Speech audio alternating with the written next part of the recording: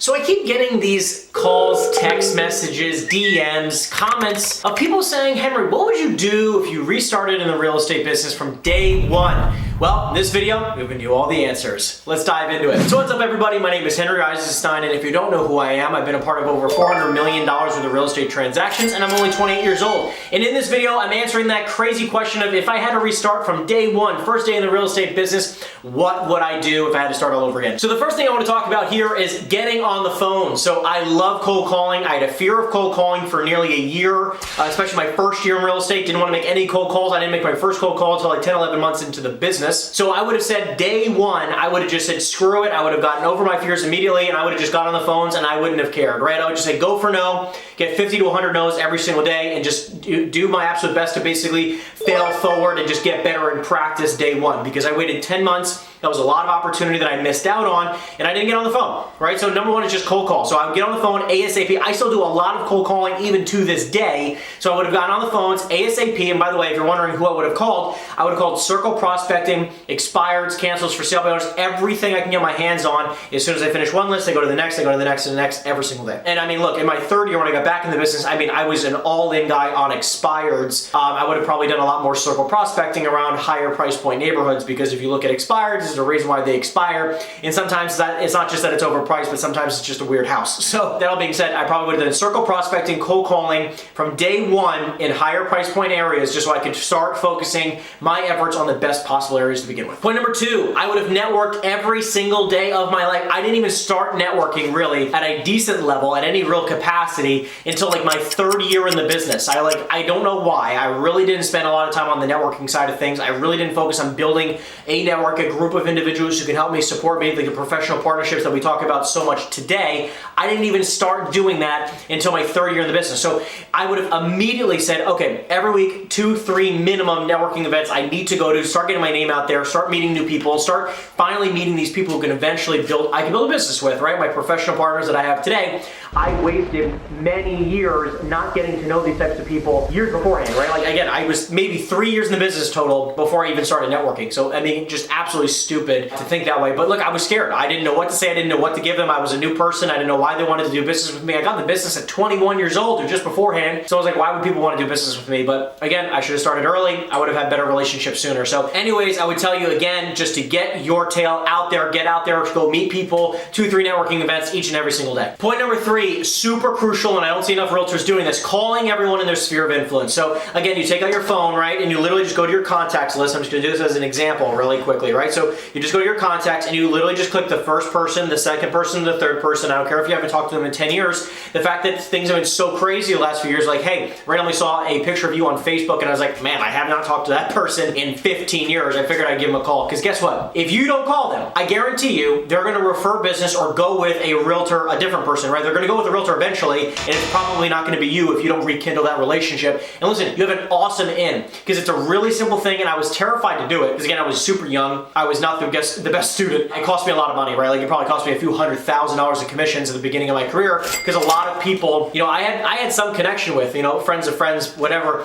I should have connected with them, because when they started buying houses, I wasn't their first choice. If you're getting massive value out of this video and you want to work with me personally, make sure you check out the first link in the description down below and schedule your free consultation with myself and my team, right? Because they had other people that they knew, because everyone knows a real estate agent, everyone eventually meets a real estate agent, or a real estate agent is going to call them. You really have the best odds already having a pre-existing relationship. Call everyone in your sphere of influence. Again, I was 21, so even my sphere of influence who eventually bought houses didn't use me. If you're like, you know, again, if you're watching this in your late 20s, 30s, or older, you need to understand like you're missing out on a massive opportunity by just not calling your sphere of influence. And I literally mean it, every person in your contact list. Like before the cold calling, I would even say get on the phones with your sphere of influence ASAP and just reconnect. Play the game. Here's the best thing I can possibly say to you. Play the game of whoever speaks first about themselves loses. So what I mean by that is you want to go the farthest you possibly can into a call, the longest you possibly can into a call without saying a single thing about yourself, right? Keep asking more questions about them, asking questions about them, asking questions about them, and they're naturally going to to say, oh, what about you? What's going on in your life? What are you up to these days? Well, you can say like, well, I just started in this business. I'm with a great team. I'm with a great company. I'm with a great office, or whatever you want to say. We're looking to break some records this year, and I would always just curious so I can count on your support. Really simple, guys. And by the way, if you happen to know somebody who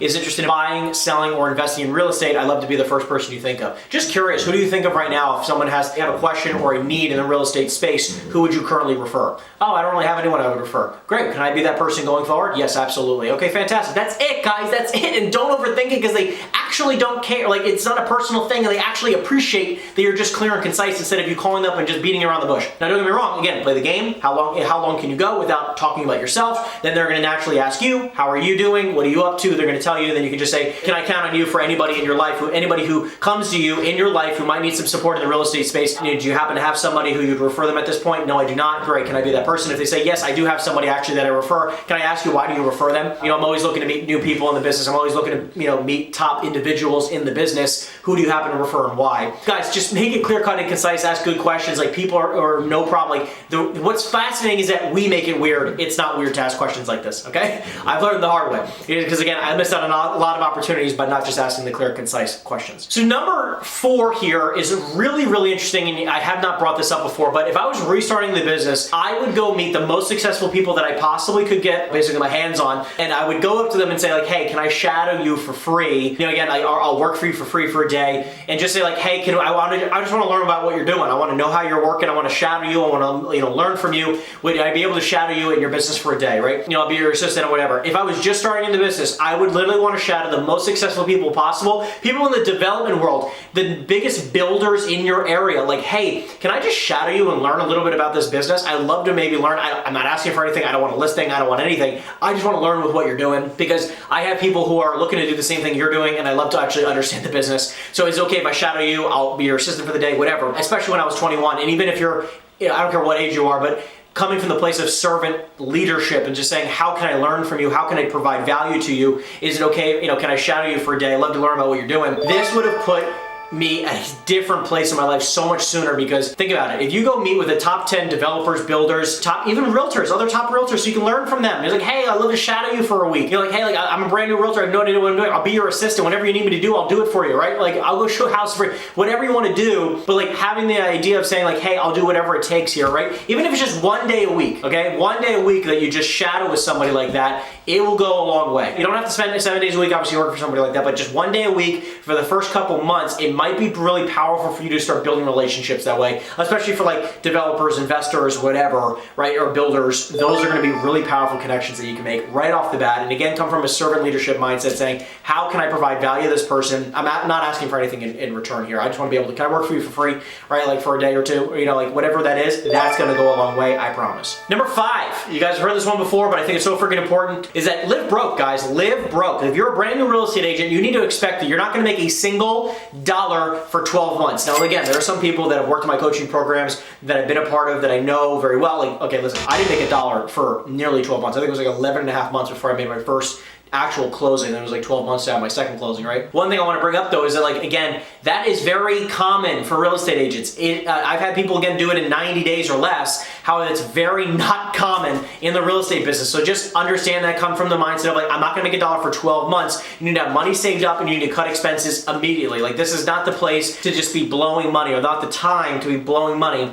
unnecessarily. Because again, don't get me wrong, can you make 40 G's in one commission check? Of course. But at the same time, can that deal die just as fast as it got together? Absolutely. So just be really cautious and make sure that, again, you're living broke, you're not going nuts, because I'm telling you, the biggest mistake that I made was that I didn't cut back any expenses. I didn't think it would take me 12 months to get my first dollar in my bank account, and I went way into debt unnecessarily. So anyways, if you have to work a second job, if you have to do any of those types of things, just make sure that, again, like, even if you want to start off as an assistant for somebody else and making $10, $15, $20, $25 an hour, that's a decent place to start, instead of just saying, hey, I'm going to jump in this business, work 100% commission, and maybe or maybe not make a couple bucks over the next 12 months. I mean, that's pretty scary for most people. So live broke. If get a job if you need to. Don't have some crazy mindset or crazy big ego saying I can't work a part-time job in the meantime. So anyways, really supportive. Again, I wish I did that back in the very beginning of my career. It doesn't have to be 100% all in day one. It just doesn't, because you can work at night. Like, that's the coolest part here, right? You can work from 8 a.m. in the morning till 4 p.m. at night, no problem, especially nowadays, that's not a problem. And then you could work a job from 5 to 9, 5 to 11, 5 to midnight, 5 to 1 a.m. and make money at night, right? And you make 40, 50, 60, 80, 100,000 working nights, right? And then like actually support yourself until the real estate business kicks in enough where like now you can actually transition over. It doesn't have to be all in or zero. Last but not least, point number 6, I want to talk about content, because I did not put out any content. I was the kind of person who put out a lot of motivational stuff. Everyone knew me as the motivational guy. However, the big thing that I wish I did a lot earlier was that I started putting out a lot more content about documenting the journey. Document the journey of your process, right? You just started the real estate business, document every day. Document like, hey, day 13 as a real estate agent, this is what's going on. It's crazy. This is what's happening in my life. Like, hey, day 13, I'm struggling. Like, this is a crazy hard business. I didn't think it was going to be this difficult, but I'm making my calls. This is what's going on. People love to just understand. You don't have to be like, hey, I'm a multi-millionaire and I'm in this business for 8 days. Like, that doesn't make any sense. Document the journey. Say like, hey, day 7, day 70, day 105 of being a real estate agent. This is what's going on. This is what I'm doing. I'm making my calls. Today I have an appointment with a client who's looking to do this, and this in this area. If you're happen to looking to buy a home in this area, I'll let you know how things go. I'm so excited. This is like my 4th appointment. I got a listing one time. I haven't gotten a listing since, so like I'm so excited. You understand my point? Document the journey. People are going to be really impressed by that, right? Like, I can even give you a couple examples. I can start doing that just so you guys can really see that. I'll start doing it on Instagram just a few times, right? Just to show you really what you can be doing. And it doesn't have to be like day in the life of a millionaire real estate agent. No, it can just really just be like, hey, I put out a video. I'll literally be like, I'll find out exactly how many days I've been in the business, and I'll be like, day 3,512 in the real estate business. Today is blank. Today what we got going on is blank, blank, and blank. I'm making my calls today. I'm recording some content today. I got this appointment, this appointment, this appointment. I'm gonna go check this out, meeting with this client, this client, this client. Then I have a networking event at night. I'm gonna take you through my day. This is what the day of life of a real estate agent is. Again, real raw, real footage. So anyways, hope you enjoy it, right? Simple. To the point. You don't have to teach people when you haven't sold any freaking real estate or lie to people. What you have to do is just document the journey, right? Just document, right? Just document what you're doing, especially in the first 6, 12, 18, 24 months of your business. Just document. People appreciate that. Be more creative than most real estate agents. Don't just be like, hey, new listing. Hey, put under contract. Hey, just close. Like, no one wants to see that. People want to see, today I made my cold calls. Listen to this call. It's so crazy. I mean, like, oh my God, this was my first cold call. This was the first call of the day. This was, again, I'm not that great on the phone. It's like, whatever it is, just the real raw footage does really well online. All right, guys, that's all I got for you today. Again, this is everything that I would do right off the bat if I restarted the business from day one. I hope you guys enjoyed the video. I love you so very much. And if you like the video, make sure you like and subscribe. Please, it helps me so damn much. I appreciate it, right? Help me out, please. Help me out, right? Put a comment in the comment section down below if you have any questions. I want to make sure I answer every single one of your questions. And other than that, guys, I'll see you in the next video. Take care, everyone.